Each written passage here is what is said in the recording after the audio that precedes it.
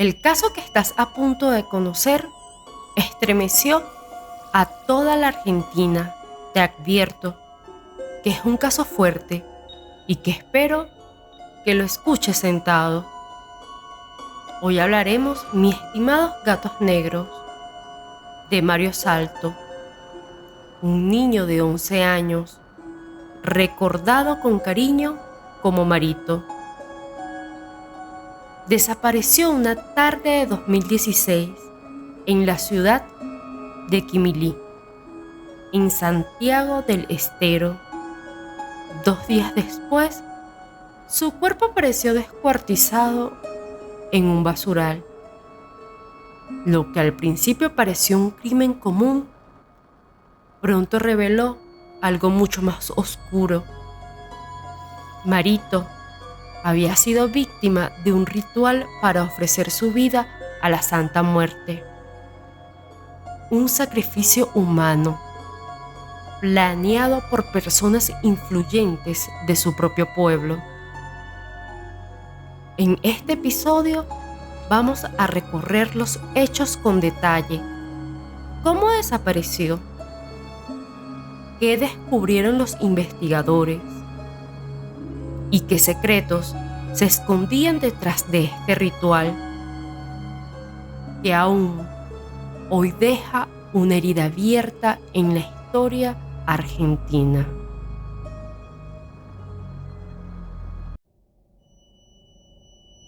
Quimilí es un pueblo que tiene una costumbre muy arraigada.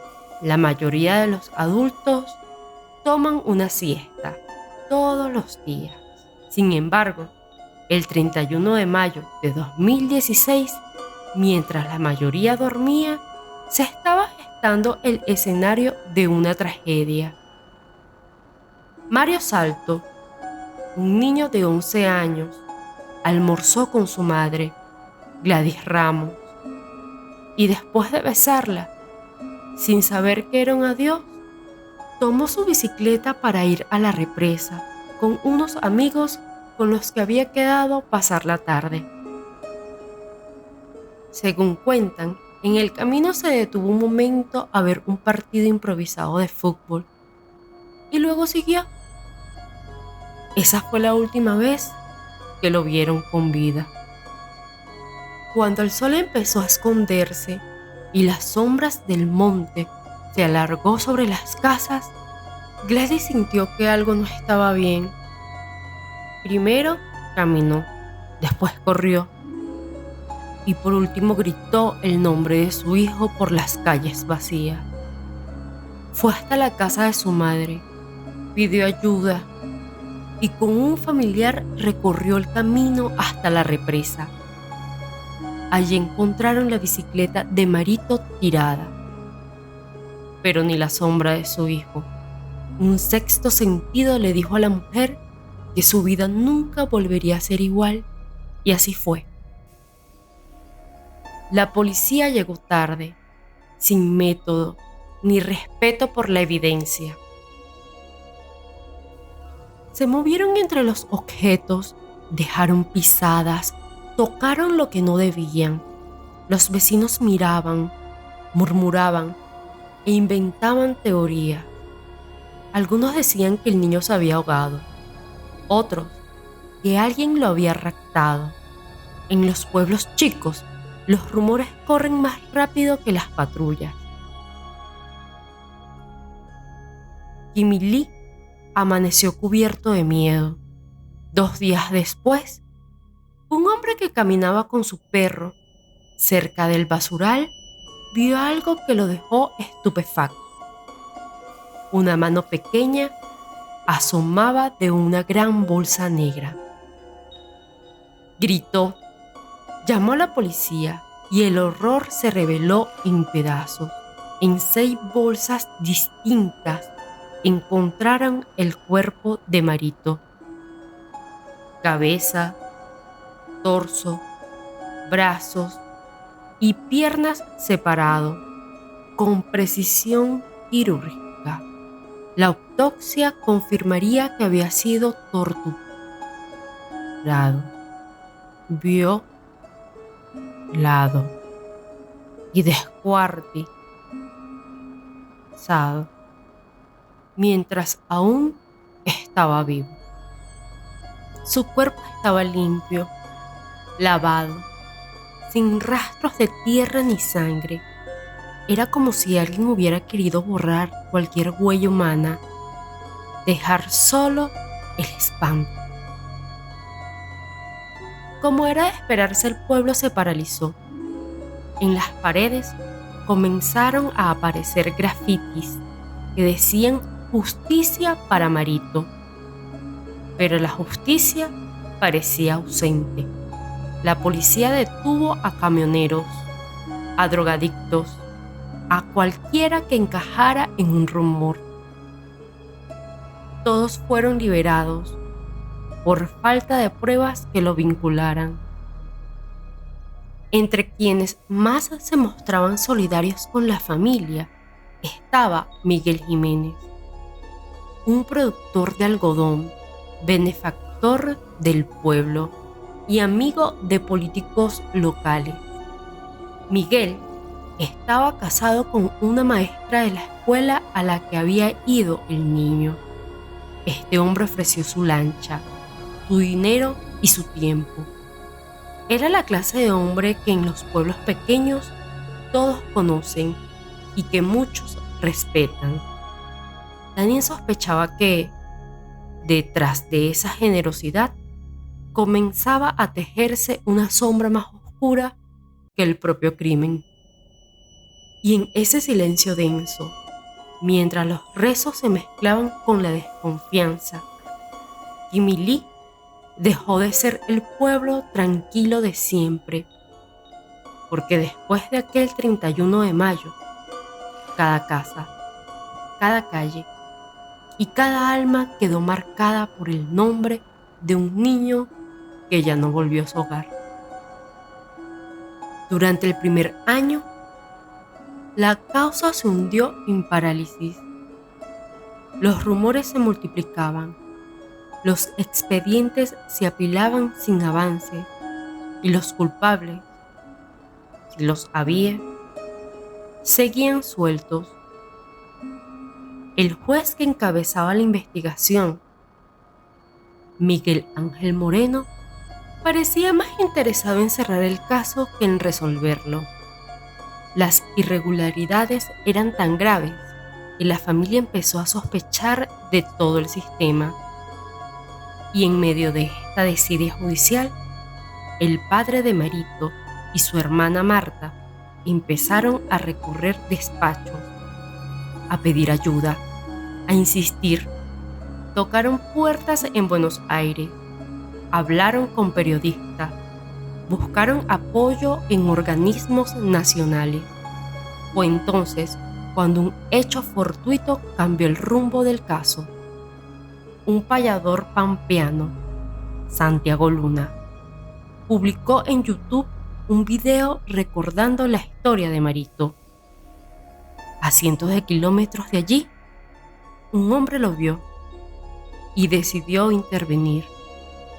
Su nombre era Marcos Herrero, instructor de la Brigada Canina K9 de Río Negro, experto en rastros humanos y conocido por haber resuelto casos complejos con la ayuda de sus perros.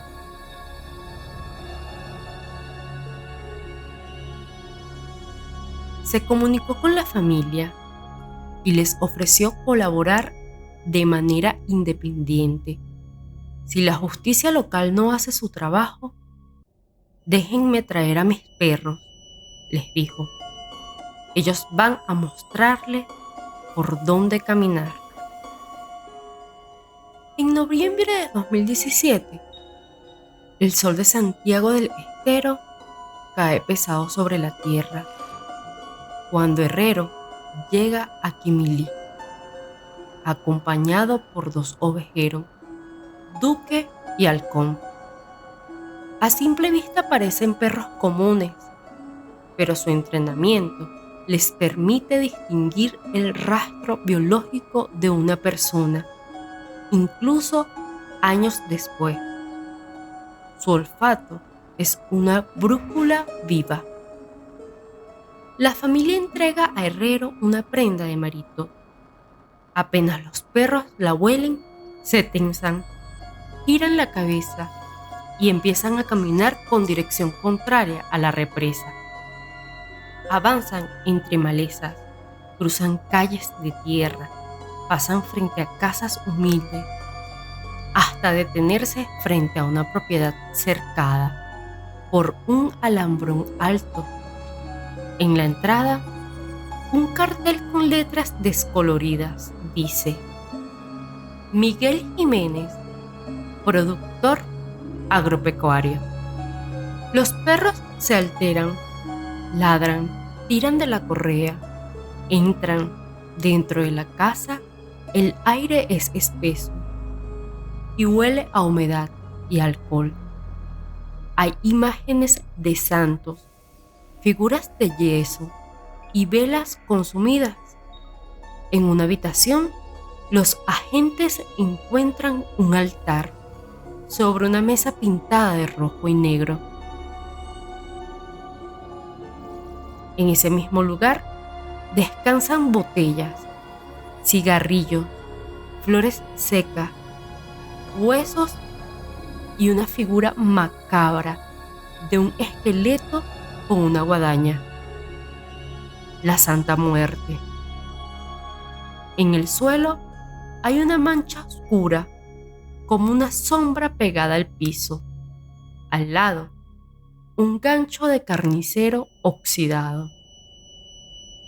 En la mesa de luz, entre recortes de diarios del caso de Marito, hallan un papel manuscrito en tinta azul. Con caligrafía temblorosa se lee: ya tengo su virilidad, su juventud, su fortaleza. En otro papel, las palabras: dame lo que te pido. Debajo, 3 firmas: Jiménez, Sequeira y Rodríguez. La policía empieza a sospechar que no se trata de un crimen común. Se organizan allanamientos en cadena. En la casa de Rodolfo, también conocido como Rodi Sequeira, los perros marcan un plancar. Dentro encuentran una resortera de madera con una M grabada. La madre de Marito la reconoce. Era de su hijo. En la vivienda de Ramón, también conocido como Burra Rodríguez, otro de los sospechosos, el olor es insoportable. En el patio cuelga un perro muerto, en avanzado estado de descomposición, con velas encendidas a los costados. En el suelo, huesos humanos y papeles atados con cintas. Uno de ellos contiene un dibujo: un niño colgado de cabeza abajo de un árbol seco. A su alrededor, números y frases dispersas: chango virgen, banquete de la vida, sacrificio de Marito, familia vigilada, el chango sale solo siempre, policía, fiscal, cámaras, arreglado. Cada una de las casas inspeccionadas ofrece una pieza del mismo rompecabezas. En todas hay escritos, símbolos y referencias al niño. Para la justicia, la conclusión empieza a tomar forma. Marito fue desvivido en el marco de un ritual. Los investigadores creen que el crimen fue cometido como una ofrenda humana a la Santa Muerte, un culto popular del norte argentino, que en su versión más oscura exige líquido vital, ya sabe, el hemático, a cambio de favores. En los textos hallados, las repeticiones numéricas, los círculos y los nombres apuntan a un mismo patrón. El niño habría sido elegido por su pureza, era virgen, había sido bautizado por la Iglesia Católica, condición necesaria según las creencias, y no había tomado la comunión. Un antropólogo consultado por la justicia explicó más tarde que, para los devotos desviados de este culto, la sangre de un niño virgen simboliza la renovación y el poder. El sacrificio se convierte en un pacto, una promesa sellada. Dame lo que te pido, decía la nota. ¿Qué habían pedido estos sujetos a cambio de la vida de Marito? La hipótesis de la fiscalía fue tan perturbadora como coherente con las pruebas halladas. Mario fue secuestrado cerca de la represa, llevado a un descampado y sometido a un ritual satánico. La segunda autopsia, realizada en Buenos Aires con mayor rigor que la primera, confirmó que el niño no murió de inmediato. Fue torturado, asfixiado y desmembrado mientras aún respiraba. Los cortes precisos correspondían a alguien con experiencia en el manejo de cuchillos y sierras. Según los peritos, el crimen se cometió al aire libre, posiblemente durante la madrugada del 1 de junio. Los manuscritos mencionaban el árbol seco y el banquete de la vida, descripciones que coincidían con el dibujo encontrado. Se sospecha que lo colgaron cabeza abajo, que el líquido hemático fue recogido en recipientes y que parte de los restos, las partes íntimas y una vértebra faltante fueron utilizados en el rito. Las cartas y dibujos hallados en distintas casas eran, según los expertos, registros obligatorios del ritual. Cada participante debía conservar uno, porque destruirlo traería una maldición. Esa es la razón por la que, pese al riesgo de ser descubiertos, todos los involucrados guardaban en sus casas pruebas de su propia culpabilidad. En paralelo a los hallazgos, las pruebas genéticas revelaron un dato que abrió un nuevo misterio. En la ropa interior de Marito y bajo sus uñas se encontraron 2 patrones genéticos pertenecientes a una misma patrilínea. En palabras más simples, los abusadores eran hombres emparentados, posiblemente hermanos o familiares cercanos. Para encontrar coincidencias, la jueza Rosa Falco ordenó una de las pruebas de ADN más grandes que se hayan hecho en la historia judicial argentina. Más de 3.000 hombres fueron sometidos a hisopados, muestras de líquido hemático y entrevistas. Ninguno coincidió con los perfiles hallados. Ninguno.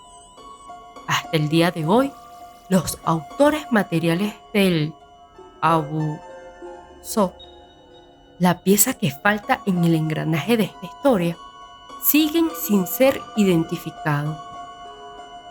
Pasaron casi 6 años desde el crimen hasta que se dictó sentencia.